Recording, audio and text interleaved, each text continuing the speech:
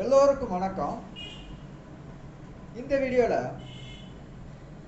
2026 மே மாதம் 26ஆம் தேதி ஏற்பட இருக்கும் குரு பெயர்ச்சி பலன்கள் ஏற்கனவே மேஷத்திலிருந்து கன்னி வரைக்கும் பார்த்துட்டோம். இப்போ துலாத்திலிருந்து மீனம் வரைக்கும் பார்த்துட்டோம். நான் எப்பவும் சொல்ற மாதிரி ஒரு கோச்சார பலன்களுக்கு முழுவதுமாக விதியை மாற்றும் சக்தி அல்ல.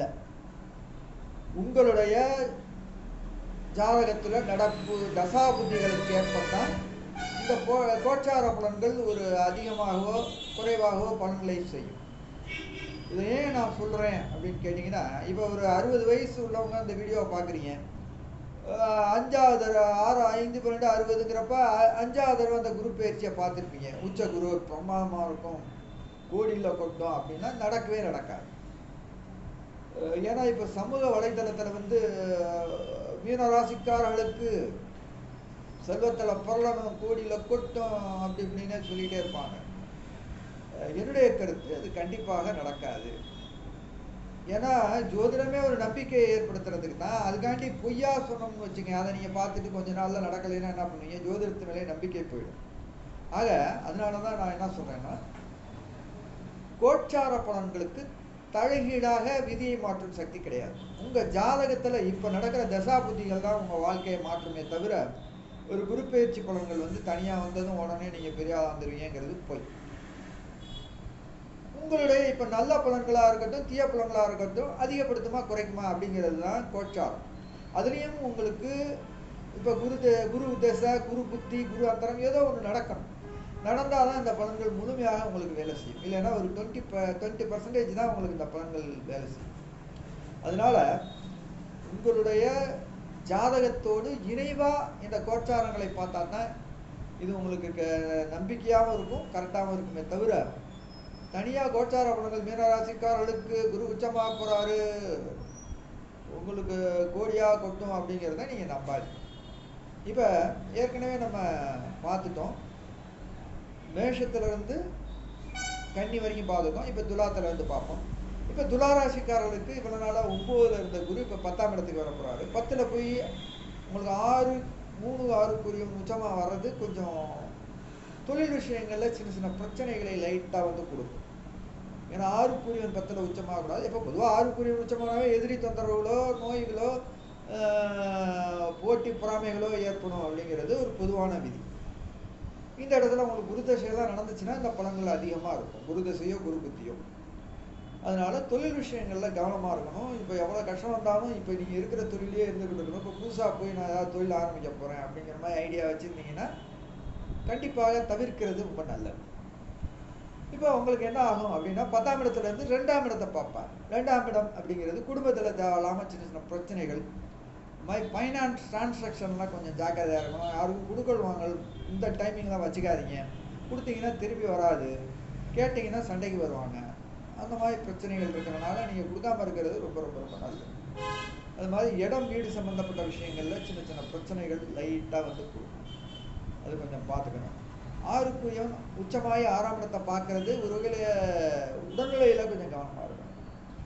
அதனால கொஞ்சம் உங்களுக்கு இந்த பலன்கள் நல்லா இல்லை. இதில் குரு தசை குரு புத்தி நடக்கிறவங்களுக்கு மட்டும்தான் இதனுடைய தாக்கம் அதிகமாக இருக்கும். மற்ற தசா புத்திகள் நடந்ததுன்னா அது பெரிய பாதிப்புகளை கண்டிப்பாக கொடுக்காது. அதனால் அதை பற்றி நீங்கள் கவலைப்படணும். இப்போ விருச்சிக ராசிக்காரர்களுக்கு பாக்கியத்தில் வரப்போகிறாங்க. ஏன்னா இவனால 8ல் இருந்தார். நிறைய பேருக்கு நானே பார்த்துருக்கேன், இந்த திருமண விஷயங்கள் தடங்கள் இருந்தது. இந்த ஒரு வருடத்துக்குள்ளே கண்டிப்பாக உங்களுக்கு திருமணம் நடக்கும். ஏன்னா 2 5க்குரியவன் 9ல் போய் உச்சமாகக்கூடாது. அதுவும் இல்லாமல் 1 3 5ஆம் இட பார்வையாக வரப்போகிறார். அப்போ உடல்நிலை பாதிப்புகள் இருந்தவங்களுக்கு சரியாக போயிடும். ஏன்னா உங்கள் ராசியை பார்க்கப்போறாரு. உங்கள் ராசியை பார்க்குறப்ப உடல்நிலை பிரச்சனைகள் எது இருந்தால் பாதிப்பு இருந்தால் சரியாயிடும்.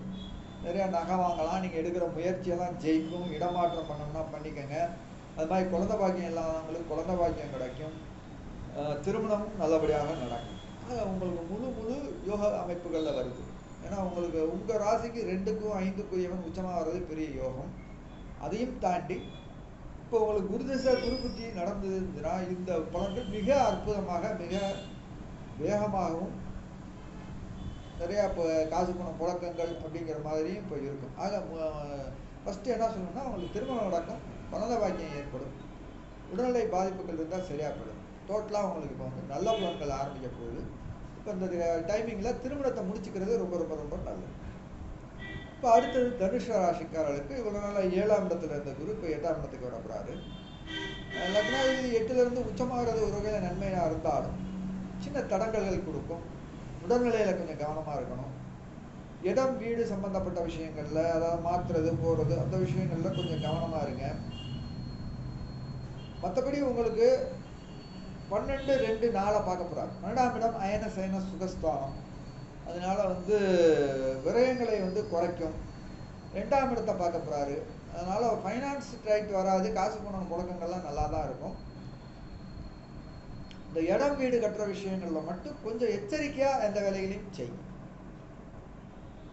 ஏன்னா சின்ன சின்ன தடங்கள் இருக்கும். இப்போ ஒரு வீடு கட்ட போனீங்கன்னா அதுக்குரிய பணங்கள் இறைக்காம போய் தடங்களாகி அப்புறம் உங்களுக்கு நடக்கலாம். அந்த மாதிரி சில விஷயங்கள் நடக்கிறதுக்கு வாய்ப்புகள் இருக்கு. சின்ன உடல் உபாதைகள் மட்டும் பார்த்துக்கங்க. வேற எந்த பெரிய கெடுதல் ஏதும் வராது. ஏன் அப்படின்னா உங்களுக்கு ராசியாதிபதியும் அவர் தான், 4 அவர் தான். அதனால ஒருவேளை அவர் உச்சமாகிறது நன்மையாக இருந்தாலும் 8ல் போய் மறைகிற 8ல் மறைஞ்சு உச்சமாகிறதுக்கு சில தடங்களோட உங்களுக்கு எல்லா காரியங்களும் இப்போ நடக்கும். இப்போ அடுத்தது வந்து மகர ராசிக்காரர்களுக்கு எப்படி இருக்கும்? மகர ராசிக்காரர்கள் வந்து 7ஆம் இடத்துல வந்து உச்சமாக போகிறாங்க. உங்களுக்கு 12 3 7ல் உச்சமாகுது அப்படிங்கிறது ஒரு நீங்கள் எடுக்கிற முயற்சி ஃபஸ்ட்டு ஜெயிக்கும். திருமண முயற்சியெல்லாம் நடக்கும். இடம் வாங்கலாம், வீடு கட்டலாம், சுப விரயங்கள் பண்ணிக்கலாம். ஏன்னா உங்களுக்கு லாபஸ்தானத்தையும் பார்க்க போகிறாரு, 11-1-3ஆம் இடத்தை பார்க்க போகிறாரு. 11ஆம் இடம் அப்படிங்கிறது வந்து லாபஸ்தான். அப்போ உங்களுக்கு நிறையா இப்போ காசு பணம் புழக்கங்கள் நல்லா இருக்கும், நிறையா கிடைக்கும், நீங்கள் எடுக்கிற முயற்சி ஜெயிக்கும். உடல்நிலை பாதிப்புகள் இருந்ததுன்னா அதெல்லாம் இப்போ சரியாயிடும். உங்கள் ராசியை பார்க்க போகிறாரு. ஏற்கனவே உங்களுக்கு வந்து 3ஆம் இடத்துல சனி இருக்காரு, இப்போ அதையும் குரு வேற பார்க்க போகிறாரு. அதனால மிக மிக நல்ல பலன்கள் மகர ராசிக்காரர்களுக்கு இருக்கும். இந்த இடத்துல உங்களுக்கு வந்து சனி திசை குரு திசையெல்லாம் நடந்துச்சு அப்படின்னு கேட்டிங்கன்னா இந்த பலன்கள் இன்னும் கொஞ்சம் கூடுதலாக உங்களுக்கு அந்த நல்ல பலன்கள் கிடைக்கிறதுக்கு வாய்ப்புகள் நிறையா இருக்குது. அதனால் இப்போ இதை நல்லா பயன்படுத்திக்கங்க. ஒரு திருமண முயற்சி பண்ணுங்கள், நடந்துடும். அது மாதிரி இடமாற்றம், ப்ரொமோஷன் எதிர்பார்க்கறவங்க ப்ரொமோஷன் கிடைக்கும். நிறைய நகையை வாங்கினா வாங்கி வைங்க. அவங்களுக்கு அந்த மாதிரி நல்ல அமைப்புகள் இப்போ இருக்குது. இடமாற்றம் பண்ணிக்கிறதாலும் இப்போ நல்ல நேரம் தான், பண்ணிக்கங்க. இப்போ அடுத்து வந்து கும்பராசிக்காரர்களுக்கு, இப்போ கும்பராசிக்காரர்களுக்கு 2-11 குரு 6ல் போய் மறைய போகிறார். 2ஆம் இடம் தனம் பணம் குடும்பம் படிப்பு வாக்குன்னு சொல்லுவாங்க. அப்போ வந்து பேச்சில் கவனமாக இருக்கணும். உங்கள் வார்த்தைகளை கொஞ்சம் பார்த்து எதாக இருந்தாலும் சட்டுன்னு எதையும் சொல்லிடாதீங்க. அது இப்போ ஹஸ்பண்ட் ஒய்ஃபாக இருக்கட்டும், வெளியில் இருக்கட்டும், வாக்கில் மிக மிக கவனம் தேவை. அது மாதிரி ஃபைனான்ஸ் டிரான்சாக்ஷன் பண்ணுறப்ப யாருக்கும் காசு பணம் கொடுக்குறப்ப ஜாக்கிரதையாக இருங்க. எனக்கு தெரிஞ்சு நீங்கள் இந்த டைமிங்கில் யாருக்கும் காசு பணம் கொடுக்காமல் இருக்கிறது ரொம்ப ரொம்ப ரொம்ப நல்லது. தொழில் விஷயங்கள் நல்லா இருக்கும். ஏன்னா 6ல் உச்சமாகிறதுங்கிறப்ப அது ஓகே. பட் இந்த மாதிரி ஏன்னா உங்களுக்கு குரு எங்கே பார்க்க போகிறாருன்னா 10ஆம் இடம் 12ஆம் இடம் 2ஆம் இடத்தை பார்க்க போகிறார். தொழில் நல்லா இருக்கும். இந்த ஃபைனான்ஸ் டிரான்சாக்ஷன் மட்டும் கொஞ்சம் எச்சரிக்கையாக இருக்கணும். 2ஆம் இடத்தை பார்க்கறது ஒரு வகையில் நன்மையாக இருந்தாலும் 2க்குரியவன் போய் 6ல் மறைகிறதுங்கிறப்ப இந்த மாதிரி விஷயங்களில் ஏதாவது மாட்டிக்குவாங்க. அது ஒன்று தான் உங்களுக்கு கெடுதல், வேறு எந்த கெடுதலும் நடக்காது. அடுத்தது மீனராசிக்காரர்கள். இப்போ மீனராசிக்காரர்கள் எடுத்துக்கிட்டிங்கன்னா இப்போ 5ஆம் இடத்துல குரு உச்சமாக இருக்கிறார். லக்னாதிபதி 10க்குரியவன் 5ல் உச்சமாகிறது நல்லது தான். உங்களுக்கு தொழில் நல்லா இருக்கும். அதுவும் இல்லாமல் உங்களுக்கு பார்வை என்னன்னா அப்படின்னா 9-11-1ஆம் இடத்தை பார்க்க போகிறார். 9ஆம் இடம் பாக்கியஸ்தானம், நிறைய அதிர்ஷ்டங்கள் கிடைக்கும், நிறைய காசு பணம் புழக்கம் நல்லா இருக்கும், லாபங்கள் கிடைக்கும், தொழில் நல்லா இருக்கும். உடல்நிலையில் பிரச்சனை இருந்ததுன்னா அதுவும் சரியாக போயிடும். இன்னொரு விஷயம் உங்களுக்கு முக்கியமாக சொல்கிறது, இப்போ உங்களுக்கு 7.5 ஜென்மச்சனியாக இருக்கிறப்ப அந்த ஒரு வருஷத்துக்கு உங்களுக்கு ஜென்மச்சனியும் பெரிய கெடுதலை வந்து கொடுக்காது. ஏன்னா குருவனுடைய பார்வையில் வர்றதுனால ஒரு மன டிப்ரெஷனில் இருந்தவங்களுக்கு இனிமேல் மன டிப்ரெஷன் இருக்காது, அலைச்சல் இருந்தவங்களுக்கு இருக்காது, தொழில் பாதித்தவங்களுக்கு பெரிய பாதிப்புகளை இனி கொடுக்காது. ஓரளவுக்கு உங்களுக்கு இந்த சனியினுடைய 7.5 சனியினுடைய தாக்கம் இந்த ஒரு வருடத்துக்கு குரு உங்களை கட்டுப்படுத்தி வச்சிருப்பாரு. இது ஆக டோட்டலாக உங்களுக்கு பார்வை 9, 11, 1ங்கிறது பெரிய யோகம். அதனால நிறைய அதிர்ஷ்டங்கள் இருக்கு, பயன்படுத்திக்கங்க. இந்த இடத்துல குரு தசை குரு புத்தி நடக்கிறவங்களுக்கு இந்த பலன்கள் ரெட்டடிப்பாக நடைபெறும்.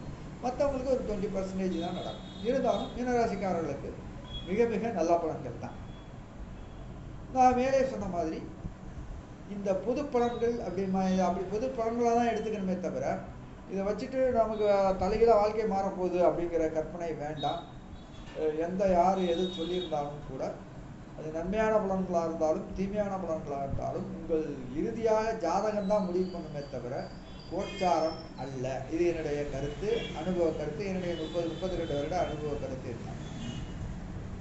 நீங்கள் வீட்டில் இருந்துக்கிட்டே ஜாதகம் பார்க்கணும்னா என்னுடைய வாட்ஸ்அப் நம்பருக்கு உங்களுடைய date of birth, time, birth place எல்லாத்தையும் அனுப்பிச்சி விடுங்க. நீங்கள் ஆன்லைன்லேயே பார்த்துக்கலாம். என்னுடைய வாட்ஸ்அப் நம்பர் 9865158355. நீங்கள் திருமண பொருத்தம் பார்க்கணுன்னாலும் ஜாதகம் பார்க்கணும்னாலும் ஜாதகம் எழுதணும்னாலும் நீங்கள் தொடர்பு கொள்ளலாம். என்னுடைய வீடியோக்களை நீங்கள் தொடர்ச்சியாக பார்க்கணும்னா யூடியூப்பை SARANI சாரணி, ஃபேஸ்புக்கை SRI ஸ்ட்ரீட் சர்ச் பண்ணிங்கன்னா சாரணி ஸ்ரீ அஸ்ட்ராலஜி டிவின்னு வரும். மறக்காமல் எல்லாரும் சப்ஸ்கிரைப் பண்ணிட்டு பாருங்கள்.